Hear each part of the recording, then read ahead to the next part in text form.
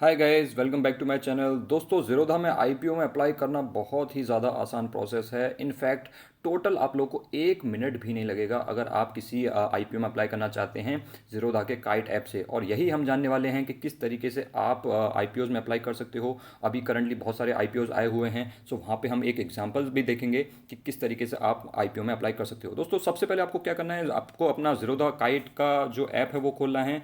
और आपको बिल्कुल यहाँ पे नीचे जो जितने टैब्स दिख रहे हैं, नीचे आप लोग को टैब्स दिख रहे होंगे, watch list, orders, portfolio, tools, ये आपको टैब्स दिख रहे होंगे। आप लोगों को ऑर्डर्स पे क्लिक करना है। जब आप ऑर्डर्स पे क्लिक करोगे तो आपके सामने इस तरीके की कुछ विंडो आएगी, जिसमें हो सकता है आप लोगों के यहाँ पे कुछ पेंडिंग ऑर्डर्स हों, अगर आपने कुछ किया होगा। अगर नहीं किया होगा तो यहाँ पे कोई ऑर्डर्स नहीं होंगे। अब आप यहाँ पे जाइए, ऊपर आप लोगों को टैब दिख रहे होंगे, यहाँ पे open, executed, GTT, IPO, auction, यहाँ पे और भी टैब्स होते हैं। अगर आप थोड़ा सा राइट में जाएंगे तो आप लोगों को और भी टैब्स देखने को मिल जाएंगे ऑप्शंस करके। आपको सीधा सीधा यहाँ पे आईपीओ वाले टैब पे क्लिक करना है। अब जब आप आईपीओ वाले टैब पे क्लिक करोगे तो आपके सामने ये जितने भी आईपीओज अभी आए हुए हैं वो सारे के सारे दिख जाएंगे। इनफैक्ट जो आईपीओज क्लोज हो चुके हैं वो भी आप लोगों को दिख जाएंगे। ये देखिए, यहाँ पे क्लोज दिख रहा है, ये क्लोज दिख रहा है, ये क्लोज दिख रहा है। और जो अभी खुले हुए हैं ये आप देख सकते हो, 10 अगस्त से 14 अगस्त तक का ये आईपीओ है।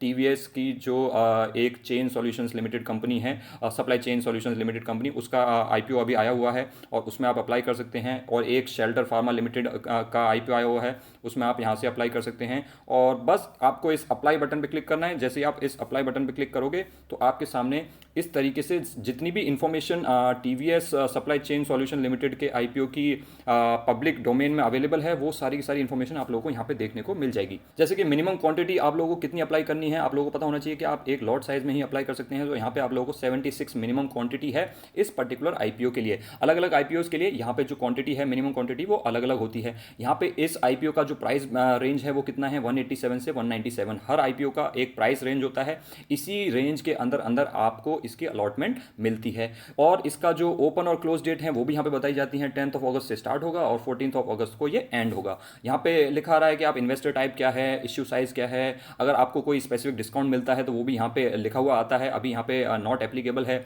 लॉट साइज मैंने आप लोगों को बताई दिया है। और भी अगर आप इन्फॉर्मेशन चाहते हैं तो आप नीचे जा करके और भी पढ़ सकते हैं। यहाँ पे आप लोगों को काफ़ी चीज़ें देखने को मिल जाएंगी कि ऑफर जो है स्टार्ट कब हुआ था, एंड कब हो रहा है, अलॉटमेंट की डेट क्या है, रिफंड का इनिशिएशन कब होगा, और इसकी डीमेट में ट्रांसफर कब होगी, ये जो आईपीओ है ये लिस्ट कब होगा, और जो मैंडेट है, जो आपको यूपीआई से मैंडेट आता है, वो सारी चीज़ें कब एंड होंगी, ये सारा इन्फॉर्मेशन आप लोगों को यहाँ पे देखने को मिल जाएगी। लेकिन दोस्तों, ये इन्फॉर्मेशन आपके हो सकता है काम की हो सकता है नहीं काम की हो। काम की है तो ही पढ़िए, नहीं है काम की तो मत पढ़िए, सीधा आप अप्लाई बटन पर क्लिक कीजिए। जैसे ही आप अप्लाई बटन पर क्लिक करेंगे आपके सामने ये विंडो खुल करके आ जाएगी। आपको यहाँ पे अपनी यूपीआई आईडी डाल देनी है।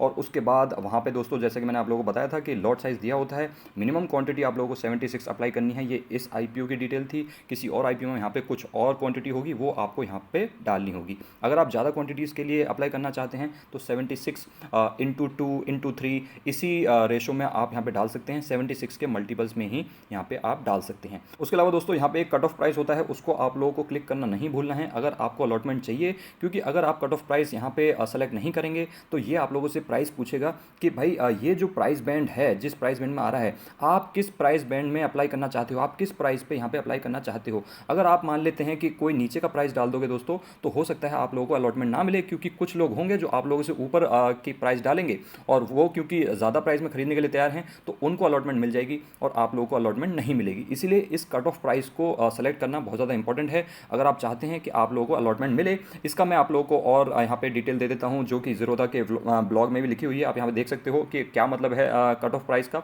कट ऑफ प्राइस को अगर आप सेलेक्ट कर देंगे तो वहाँ पे जो भी इश्यू प्राइस डिस्कवर होगा, उस प्राइस पे आप लोगों को जो शेयर्स हैं वो अलर्ट हो जाएंगे। क्योंकि यहाँ पे जो डिफरेंस है वो भी बहुत कम होता है। आप यहाँ पे देख सकते हो जो रेंज है वो सिर्फ और सिर्फ 10 रुपये की है। तो आप नहीं चाहते कि यहाँ पे 10 रुपये के 10 रुपये में भी आप लोगों को हो सकता है 1 रुपये का फ़ायदा हो, 2 रुपये का फ़ायदा हो। इस 1-2 रुपये के फ़ायदे के चक्कर में आप अपने अलॉटमेंट के चांसेस को कम नहीं करना चाहते हो। इसीलिए आप इसको कट ऑफ प्राइस को ज़रूर टिक करके रखें। और उसके बाद आप लोगों को कुछ भी नहीं करना है, क्योंकि अगर आप लोगों ने कट ऑफ प्राइस सेलेक्ट कर दिया तो आप लोगों को ये ऐड वगैरह भी करने की कोई ज़रूरत नहीं है। सीधा आप लोगों को जाना है, ये जो नीचे सबमिट बटन दिख रहा है, इस पर क्लिक करना है और जैसे ही आप इस सबमिट बटन पर क्लिक कर देंगे ये जो IPO है इसमें आप अप्लाई हो जाएगा।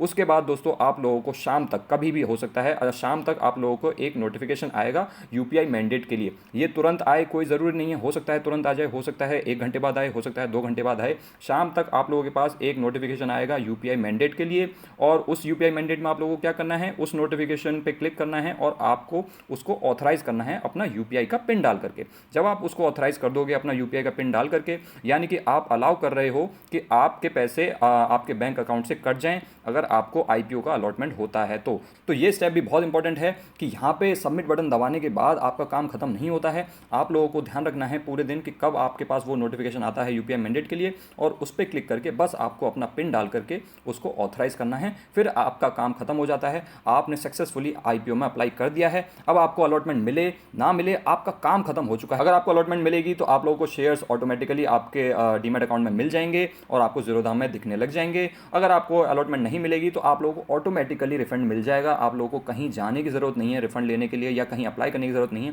ऑटोमेटिकली रिफंड मिल जाएगा। रिफंड की डेट क्या थी, कब आपको अलॉटमेंट मिलेगा, ये सारी डिटेल्स जैसा कि मैंने आप लोगों को फर्स्ट स्टेप में दिखाया था वहीं पे लिखी होती हैं। हर IPO के लिए अलग अलग होती है, वहीं पे लिखी होती है। तो यहाँ पे दोस्तों आपका काम खत्म होता है UPI मैंडेट को एक्सेप्ट करने के बाद और अब आपका प्रोसेस खत्म हो चुका है। इस तरीके से आप अगर आप मैं एंड टू एंड प्रोसेस का आपको टाइम बताऊं तो 1 मिनट से कम के अंदर आप किसी भी IPO में अप्लाई कर पाएंगे ज़ीरोधा के काइट ऐप के थ्रू। तो अगर आपके पास ज़ीरोधा का अकाउंट ऑलरेडी है तो आप इस तरीके से IPOs में अप्लाई कर सकते हैं। अगर आप लोगों के पास ज़ीरोधा का अकाउंट नहीं है, मैंने नीचे फर्स्ट कमेंट में लिंक दे रखा है, ज़ीरोधा का अकाउंट ओपनिंग लिंक दे रखा है, आप उस पर क्लिक कीजिए और अपना अकाउंट खोलिए और इस तरीके से आराम से IPOs और जितनी भी OFS वगैरह आते हैं आराम से उनमें अप्लाई कीजिए। Thanks for watching guys, I will see you next time.